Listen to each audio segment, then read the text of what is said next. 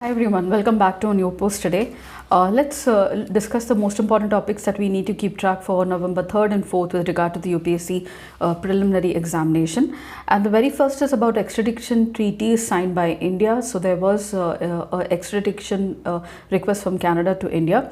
So what exactly is extradition? It's a legal process by which one government may obtain the custody of individuals from another government in order to put them to trial or imprison them. Now, India has extradition treaties with 47 countries, including Australia, Belgium, Canada, Germany, Hong Kong, Indonesia, Iran. The treaty mentions the criminal acts that will be recognized by both the countries. Apart from that, India has extradition arrangements with 9 countries including Croatia, Fiji, Italy, Papua New Guinea, Peru, Sweden, Singapore, Sri Lanka and Tanzania.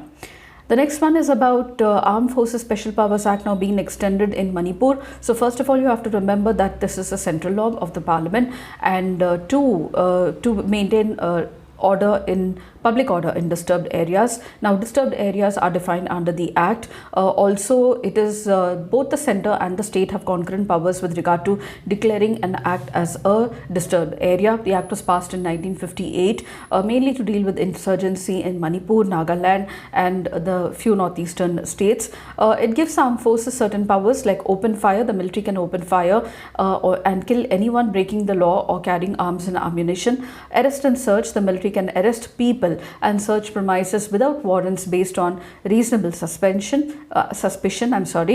Protection from prosecution. The armed forces now are protected from legal proceedings without central government's approval, and the act can be imposed by the centre or the governor of the state on the entire state or the parts of it. So these in 2013, let me tell you that the Supreme Court had appointed the Hegde Commission to find out which found out security forces in Manipur had widely misused the Armed Forces Special Power Act.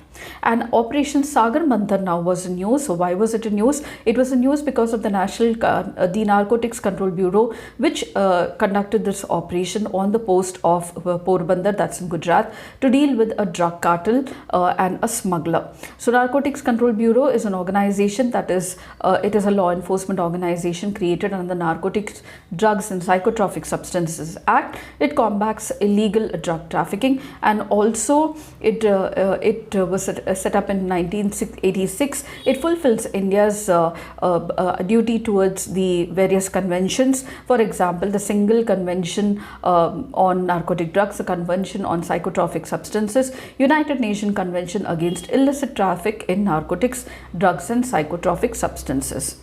Now, Prime Minister Modi would participate in the 19th G20 summit. So this is the very first summit in Brazil, and also it is the first summit after African Union became a member in 2023. So it was organized in Rio de Janeiro, and it was the head of the states and governments meeting that was held in November 2024, that's last month itself.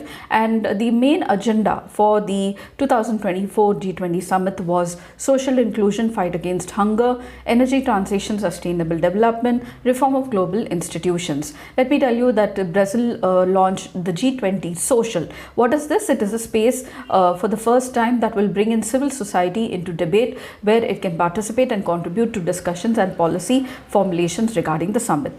The Global Alliance Against Hunger and Poverty, a multilateral treaty, was also drafted by the federal government of Brazil with G20 countries and international organizations to support and accelerate the efforts to eradicate hunger and poverty.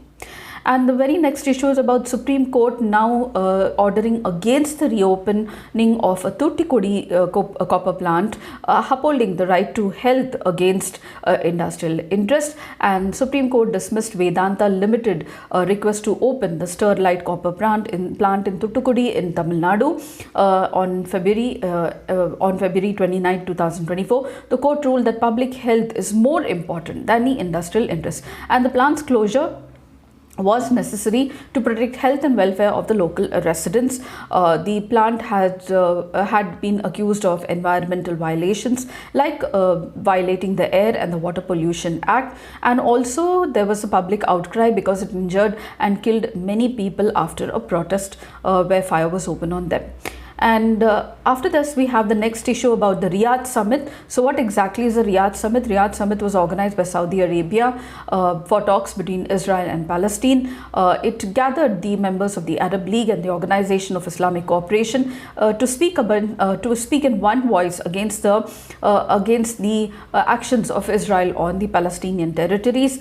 This comes less than a week after Donald Trump was elected as the United States president, and the summit said that it wanted peace in the region and also wanted Israel to